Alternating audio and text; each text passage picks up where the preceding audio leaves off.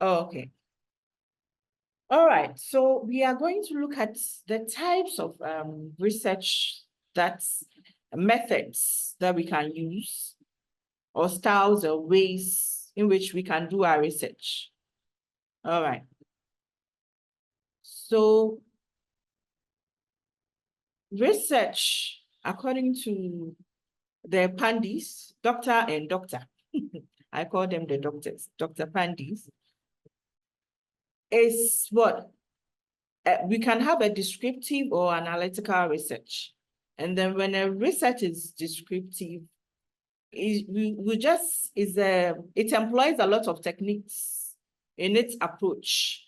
It can be made up of survey, trying to find out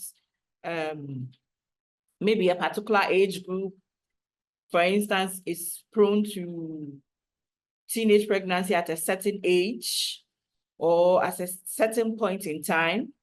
And then you compare and contrast with other researchers, which may include having it on a larger scale, as in maybe in a particular location or a particular region, and then try to explain why that is so.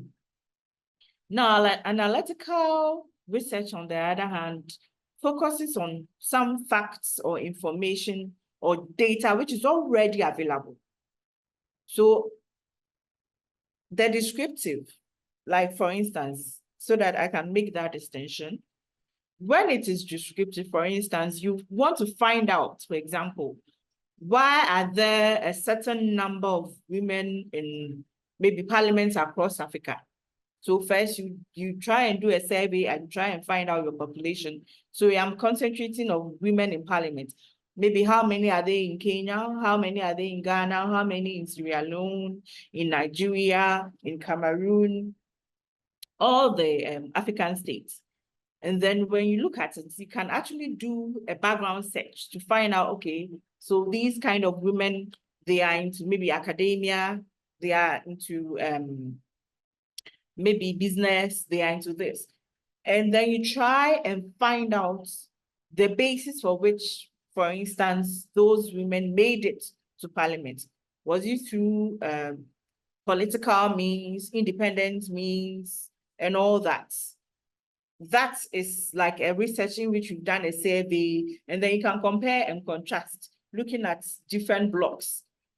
This particular parliament in this country, why are the women maybe 20% compared to this in another country, they are 50% or so? Is there a conscious effort? Is there a program? Are there policies to help ensure some of all these?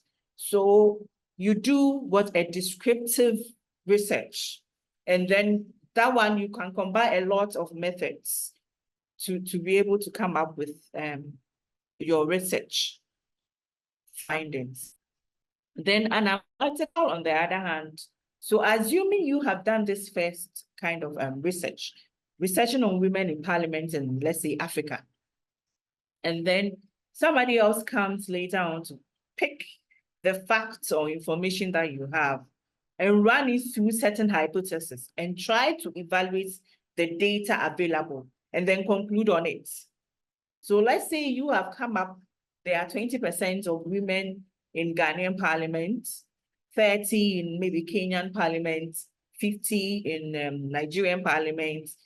Then the person tries to find out, okay, when I look at the background of these women, what made them win, or what made them come out to be able to win seats and be parliamentarians? So in that regard, the analytical is just some data, and it can even go further and then look for data in, let's say, the European Union, they have parliaments, or countries in Europe, their parliaments. How many women are there? What aids them? What bars them as compared to Africa? So you can also do it in what? A larger scale, regional or continental, depending on what you're looking at. Now, when we have another type of research, which is applied or fundamental. Now, the applied looks at finding solutions to specific problems. So let's just say we have an issue of low education for women between the age, or girls between the ages of, let's say, 10 and 15 in Africa. And then with that kind of research, you try and find out, so what makes it difficult? So you can decide to sample your population. It depends whether you want to concentrate on in only country or different countries, or do your analysis in, let's say, cutting across one country from Central Africa, one country from West Africa, from Eastern and then Southern. But then the important thing about the research is you are not restricted to a particular population, but then you must give reasons for why you choose those particular population, because there must be understanding as to why. And then, of course, you also have to come up with some of the difficulties in arriving at your data. Sorry. So with that, that's the applied. And then you may come up with your findings, or definitely you have to come out with your findings to find out, okay, this is the behavioral pattern I've noted and what is accounting for it. So you go into a societal issue or a specific problem and try and what? Find solution to that problem, looking at the pattern of behavior, maybe over a period of years. And then the fundamental, more or less, looks at the reason why certain things are as they are, or whether the behavior or conditions can be traced to a certain way of life. So let's say, for instance, you are trying to find a pattern of how girls between the age of 10 and 15 drop out of school early. And then you go down to, okay, so does it have to do with the kind of homes they are coming from? Is it poverty? Is it the country in terms of policy not being there? What is happening? So there was some time back in Ghana, you realize that the rate of girl child education drops down as and when they go into the upper primary into the junior high school. And then the little research showed that majority of these girls, when early, let's say 10, 11, 12s, and that is when they have their menses. And because the pad, as in the menstruation pad, is difficult to get in terms of expensive for most of them, during that 1 week, they stay out of school. So there was a policy to promote the buying of sanitary pads for some of these children. I believe that was about, if I'm not mistaken, 7, 8 years ago or 9 years ago. So that almost every week they are in schools trying to supply sanitary pads to children. And then the study showed that over a period of time, it really did what? Improve. So for that, we have gone into the foundation, the basis as to why that thing exists. So you use this kind of research when you really want to understand if there is any underlying reason or behavior, or basic thing, which is informing certain way of life or certain conditions or a particular lifestyle. Right, that's when you use the fundamental. All right. Then the quantitative and the qualitative, which majority of the time, some of us know, the right or publish or perish people like us, like the teachers and all that. So majority of the time, the quantitative is looking at the quantity of something, where you have a quantity and then you are trying to find statistically or mathematically or computational wise, why is it like this in terms of percentage and all that. Hello, can you hear me?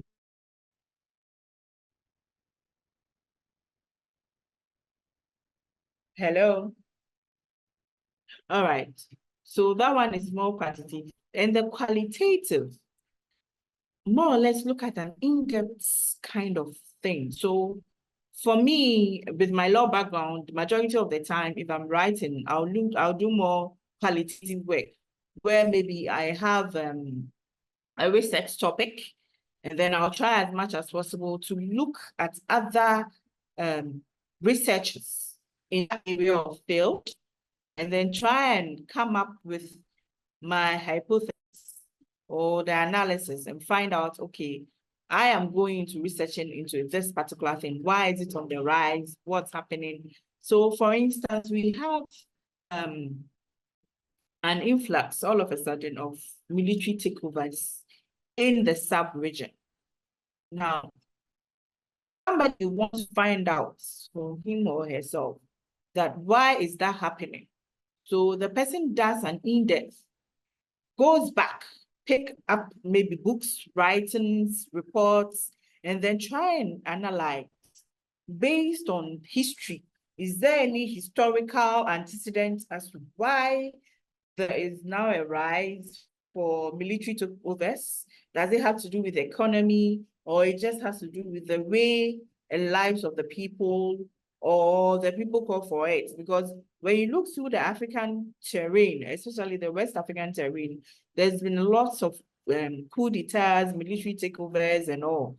And it travels over the years. If you realize from the 50s, late 50s, 60s, 70s to the 80s, there were a lot of coup d'etats, or there were a lot of military taking over of government. Then it ceased. Then there was a turn into what? Democratic way of life. But right now we have countries going back, like Mali, military takeover and all that. So Burkina Faso, you ask yourself, on what basis? Is there a historical antecedent to it? So for me, if I want to prove it, I may just take the context of maybe the laws. Were there issues with enforcement of the laws, or were there issues with how the executive or even parliament performs its job or its role? And then if there's a takeover, for instance, do they suspend parliament, or they come up with a different mode or means of what? Ruling. All right. Then we have the conceptual and empirical. Now, with the conceptual research, it focuses on like coming up with ideas, abstract ideas and theory, trying to research. So just like any of the, especially this comes out well when you are looking at scientific concepts. So how come we can fly airplanes? You know, somebody started with that analysis by trying to use paper planes to, how does it, then now we moved to what? Eras of using drones to do things. So it started with a theory by someone, scientific one, and based on that, they built on it. That's how majority of some of the things that have been discovered now, like the machine learning, AI tools right now that we have, all of them were based on certain theories.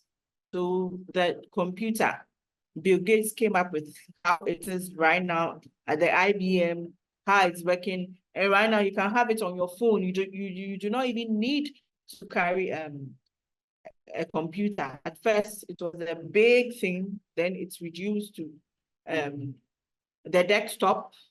Now we went to laptop, we went to tablets. Now everything is more or less on the phone. All right, so that's has to do with conceptual research. And with the empirical, you are looking at what? Conducting a research where you actively engage to do certain things to stimulate the production of a desired information. So let's just say, you know very well that, I just want to use an example that would be all right for us. If there's a certain thing that if you do, the desired outcome is A, B, C, D. But you see, you need to prove it. You can't just come up and say, if you do this, then it's equals to this. People will not understand you. They won't get you. So you do have at the back of your mind that if I pour this water into a bowl and leave it maybe in a particular place, it will turn to this. But how do I go about it? So it's a way of actively trying to come up with certain procedures or processes.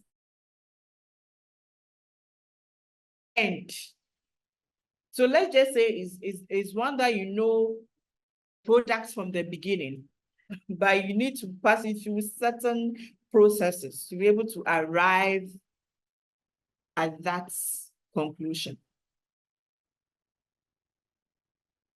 All right. So we move on to the main thing. I've been talking about research there, and of course, my sister princess gave us a very good and important information of why we have research. Why do you think we need research? Now we have come to identify that we need research to be able to come up with certain reports, certain news, and we have different methods. So we are looking at the steps. How do we go about research? How do we do our research? So the first thing you do is what? You identify the problem. So, or you identify the topics that you have to write on. Just a moment. So for those joining us, you are welcome. I am Afia Serwaa Essandoh, Afia or ASE for short. I would say good afternoon or good morning, wherever you are joining us from. I don't know, but you are welcome. And there is interpretation, an interpretation tool there. We have interpreter there. So if you want to use it, please kindly go down and click on the icon. It will lead you to that. So you're welcome. Thanks for joining us. All right. So to do just a little bit of recap, I looked at what research is all about, trying to evaluate and develop and come up with maybe a finding or a recommendation based on certain things. We looked at the types of ways in which we do the research: descriptive, analytical, we've done empirical, we've done contextual, qualitative, quantitative. So I've now come to how do we even go about it? So assuming you have a topic or you have something you need to do a research on, or you have a news item in your hand, you've gotten a tip-off. How do you go about it? So you look at the main story, the main thing, you identify, so exactly what is it saying? If you want to do a research background on it, I would say that all the types of research you need to do have to go through this steps, as in chronological or one by one. It depends on the type of research you want to do or the information that you have that you are verifying or you have evaluated. So you identify the problem. So what is the whole thing about? You look at what literature. And then based on the literature, you try to find out, so what is the common thing? You create your hypothesis, right? So when I look at this news item, this is what is happening. In this region, it is this. In that region, no, it doesn't happen like that. Then you come up with research questions. And then that is where you use your different approaches.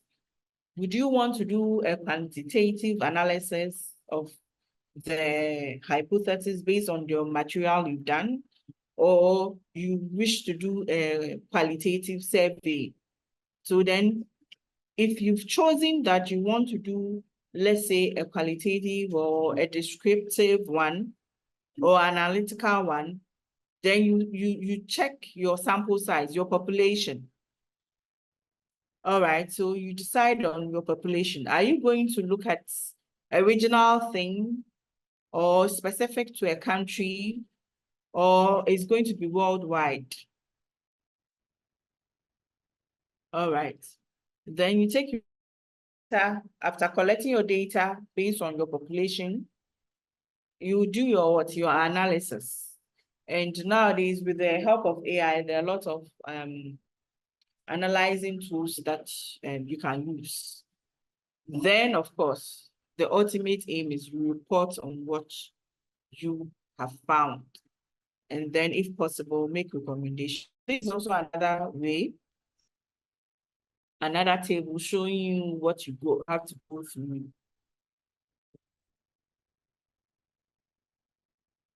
Any questions so far? Or we can continue. All right. Okay. So we are back to reporting. Oftentimes you hear facts, fake. This thing is true. No, this thing is fake. It's not true. How do you verify? How do you proceed?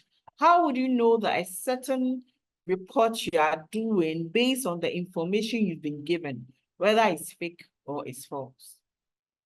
That is where we are looking at what reporting. So what would you say reporting is? Now, when you look at Collins Dictionary, it tells you that reporting is the act or process of reporting news or other events of general interest. So basically, either talking about it, writing about it, trying to speak about it, may be a form of what? Reporting. When you look at Merriam-Webster dictionary, it tells you that is what? Is a usually detailed account or statements. So when you have a on an incident or an event, it's right, or it's a formal recording of proceedings of a meeting or a session. Those are the two you would look at.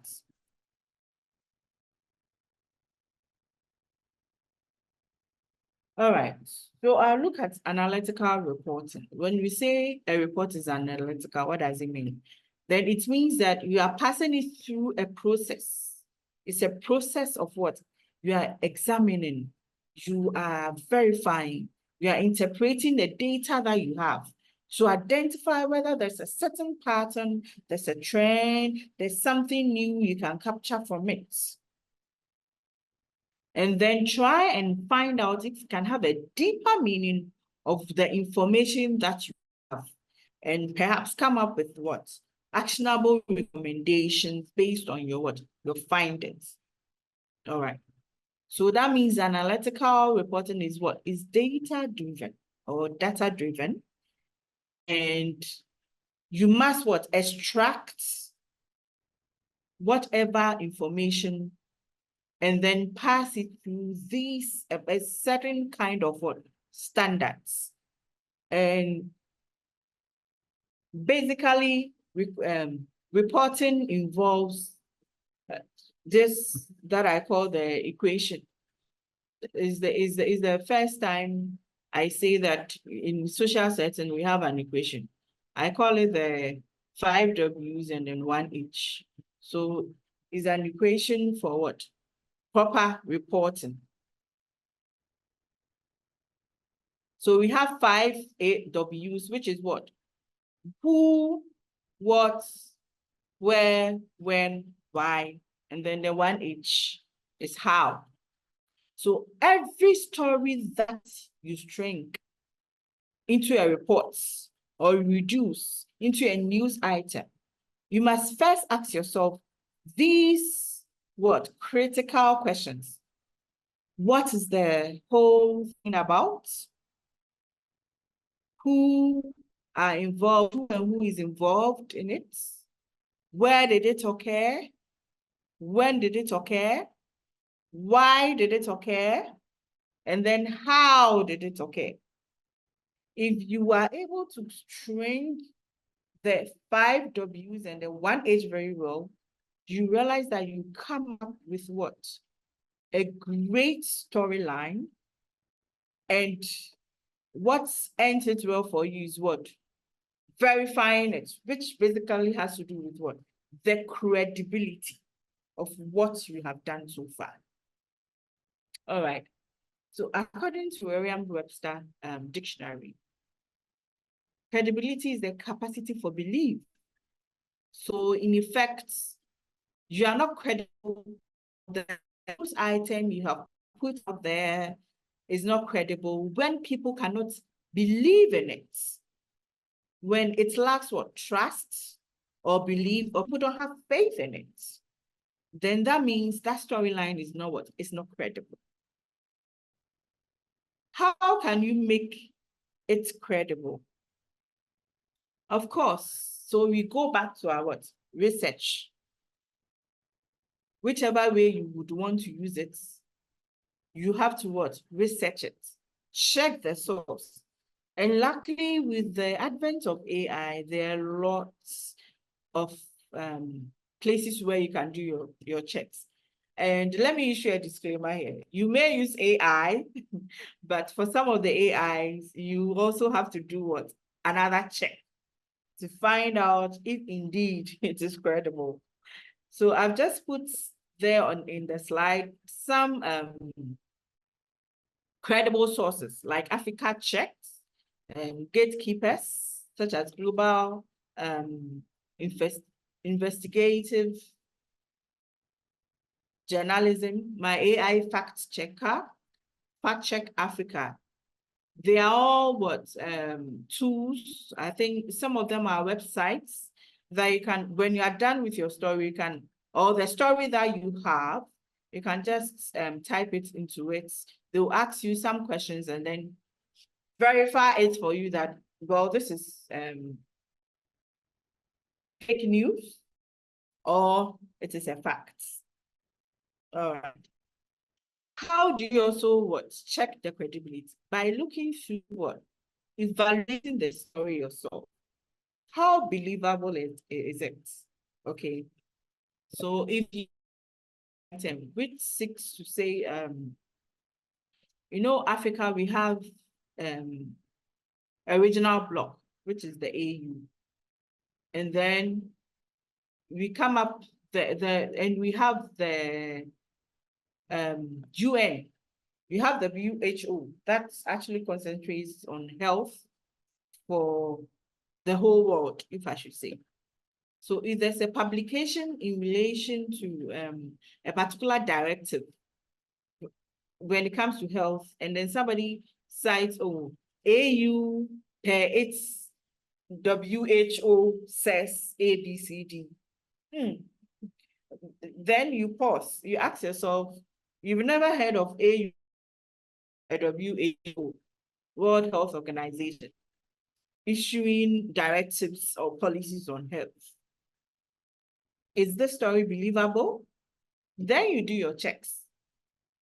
And luckily now we have, you can, at a click of a button, there are so many things you can check. Just go to AU's very updated, check what's the health organization for AU called? Just a simple check. Even now with the assistance of Google Assistant, you can really do that in just at a button. You don't even go to maybe a website. Whilst the information, they can just quickly pick it up. But like I issued a disclaimer earlier on, you know, the Google Assistant, just like any AI tool, is to help us. So you also have to verify whether the information from that's what credible or not. Unfortunately, the credibility checks has to sometimes be multifaceted. It can't just be one. Now, after you evaluate your story to check if it is credible, you can also what? Pass it through some plagiarism tests. So you've seen a story, you want to pick up.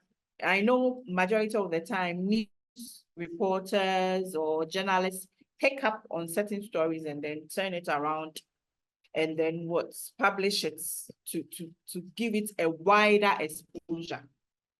So you can pass it through the plagiarism text to find out if the original person didn't actually, what do you call it, plagiarize somebody's book or works. So we have systems like Turnitin there to check plagiarism and all that.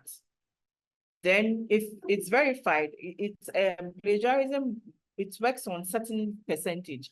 I believe if it's between 0 to I think 10% or so, it's okay. But if it has to do with you quoting, then fine. But verbatim, now it will give you 100%. If it gives you 20% and over, then you should know that that work has been plagiarized, and then immediately you have to stop. If you want to use, that means you must do your own research and put it in your own words to avoid being sued for plagiarism.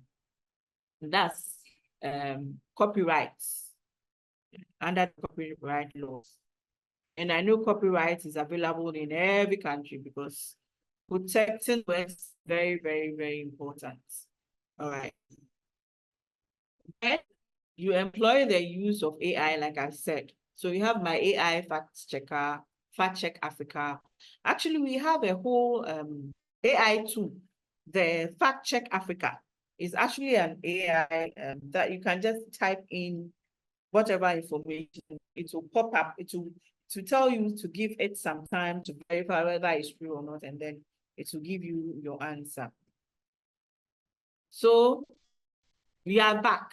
What's the best way to find out whether you have a credible story? Of course, AI. If you have an AI tool, it's good. But then it's also through research. So you can have some additional research, like going back to the literature, the books, the articles, and all that. So you can totally abandon the traditional way or means of verification, like through books and articles, but we can enhance or make our research faster with what? The AI tools. Now, when a story that you want to publish, right, you evaluate it and you realize that no, it is credible. What would it be? Like I went back earlier on, is what? It's what? Fake news. Now, we have three main types of fake news when it comes to reporting. We have misinformation, disinformation, and then malinformation.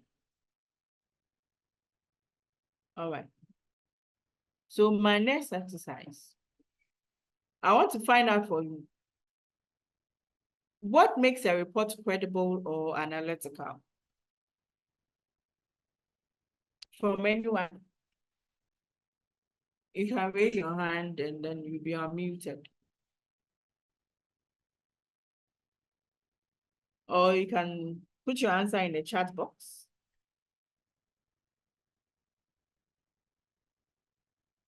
So once again, for those who have joined us, good afternoon, good morning, or good evening, wherever you are joining us. We have a French interpretation available. Please use the interpretation button to select your preferred language. Thank you. I'm still waiting for your answer. I told you, like the teacher, I'll be asking questions because talking sometimes is good, but then you have to find out if your students are what, following you or not.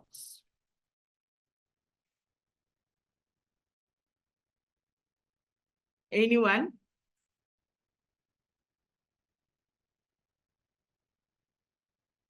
Okay. All right. Just a moment.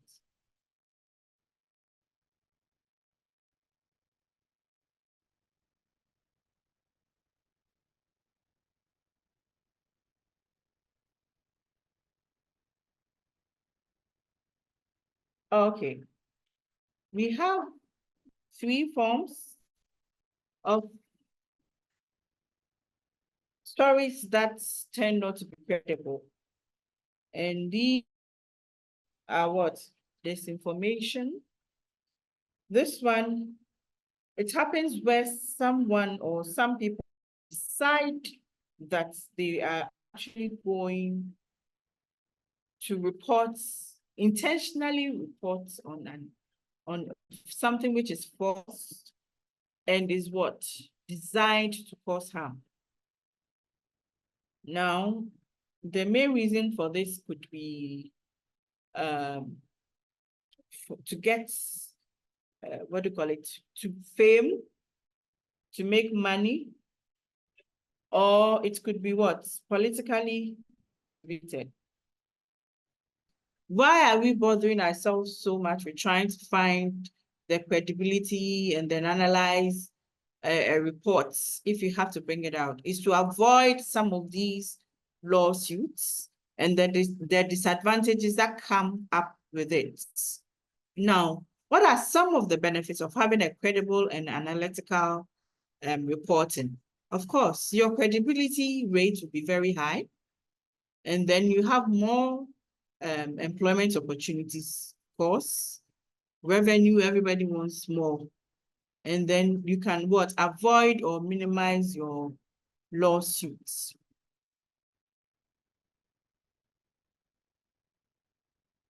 Okay. So I just wanted to give a little bit understanding of the criminal aspect of it. You know, when you have a defamation suit, it's more, what do you call it, civil. So somebody will sue you for having said something or having written something about them that they believe is not credible. Fortunately, at first, there were some countries, even like Ghana, that penalized or made, had a criminal libel law, or they had criminal libel laws. And then I tried looking for examples in Kenya, where we have this case as a landmark case, I would say, Jacqueline Okuta and another versus AG and two others. In that case, that's where the court abolished the criminal offense for what? Reporting and then thinking that it is falsehood, and then the person would be jailed or killed based on it. Now, in Ghana, this was above a similar law, that the criminal libel law was abolished in 2001 or 2001, and SA quite recently, 2023. I'm sure from wherever region or whichever region you are coming from, I'm sure now the world is catching up with what? Freedom of the press. So anything that sorts to suppress the freedom of the press, I mean, we are all trying to what? Do away with it. Now, do you realize that during the COVID era, there were lots of what? Misinformation and malinformation, or even misinformation, okay? So a lot of WHO complained, a lot of hospitals, nurses, about what COVID was. We all didn't know the nature when it started. Let's say way back in 2020, we didn't even know what it was. So there were a lot of myths. They say if you touch somebody with COVID, you get, if you touch their clothing or their clothing touches you, you get, if you wear slippers that belongs to the person has COVID, you get. Then somewhere along the line, we realized that some of them are what? Fake. And how did we conclude that they were fake? Through research, right? Through research. Research by WHO, some like some institutions in Ghana, like the Gucci Research Center, Medical Research Center, where they tried looking at all these things. And then there were also strings of it. You realize this one is NY, blah, blah, blah. This is how to cure it. Some even started by saying that if you drink malaria drugs, it cures it, then it came back. So a whole lot of what? False news or fake news was spreading, to the extent that the WHO had to issue a press release to distinct itself from some of these false news or falsehoods, and then come up with what COVID is and what COVID is not about. When you go into the WHO archives, it's so obvious, it's there, and you have information on those. Oh. All right.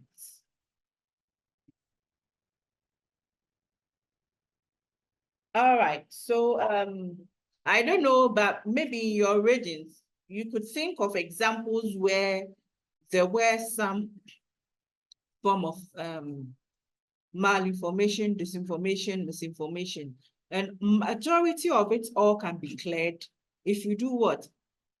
Your facts checking based on what? Credible and analytical what? Research.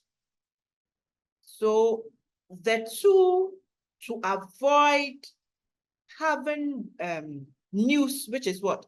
Fake, is what? To ensure that your research that you've done is what? Credible. It's what? Believable. People can actually believe in its honesty. All right. So you can use some of these tools or some of these ways to find to make sure that whatever item you are writing about or topic you are writing about is not what? Fake. And majority of the time, fake news thrive when there's a boom in something or there's an happening and then we are all lost at sea about it.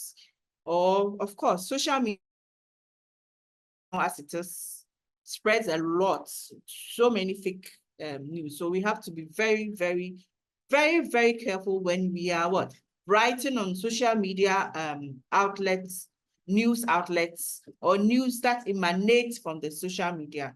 We have to do our facts checked very, very, very well, because people sit somewhere and they concoct stories only for the sensational fun of it, or to get money or to be famous at it.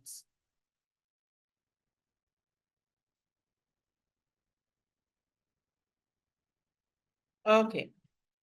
So of course, social media, is spread like wildfire. Now it's the medium where majority of the news items, let's say we all get it from. And I guess we have to be more careful when we are picking news from these outlets, because I can sit in my house, in my home, in the comfort of my bedroom, and then come up with a story. I want to be famous, so and then unknowingly you believing in the truth, we just put it out there. Well, I am not a journalist. Let's say I'm an ordinary person. I may even use a pseudonym. Nobody will know me. But then for you, a reporter or a journalist, you cannot afford to what? To do such a thing. All right, so we have come to the end of our presentation, or my presentation to you. And just to summarize it, we went through the key terms of this presentation, which has to do with research, what is credible, what is analytical, what is reporting, and the types of research that we can do, the methodologies that we have, and for us, which one will be the best. Now, and the reason why we think if you want to avoid any lawsuits emanating from disinformation, even misinformation or malinformation, then you must make sure that you avoid fake news, and research is the bone or the foundation for you to be able to do that. All right. I am ending with our exercise, and very, very straightforward. So looking at the research styles and methods that we did, so I can go back for you to have a look at it. There were 4 in all. We had the descriptive and the analytical. We had the applied, as well as the fundamental. We had the quantitative and the qualitative. the conceptual and empirical. Now, a short one. You can either raise your hand or type it in the chat box. So you are supposed to submit a report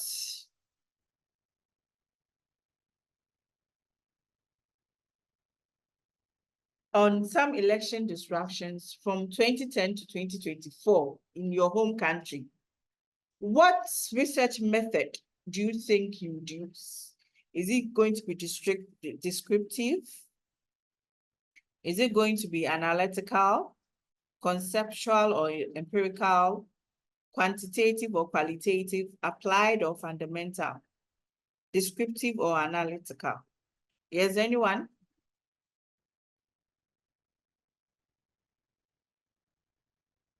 Anyone? So let me see. Anyone?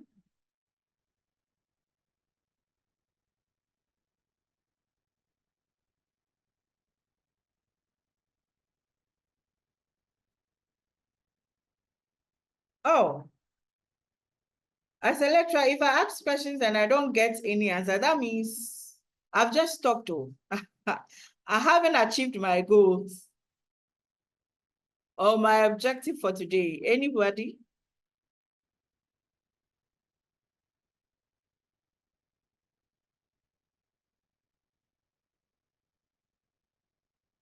Anyone?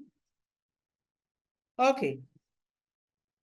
If you are not going to answer my questions, then I believe I'm done. I'll definitely catch you one of these days from somewhere and administer these questions to you that you need to answer. So thank you all for coming. I'm very sorry for the disruptions. It was due to poor network, and I apologize for it. I hope you enjoyed this presentation, and then I'm open for any question. For those who have just joined, we have a French interpretation. So look at the button down there and then choose it, and you are good to go. All right. So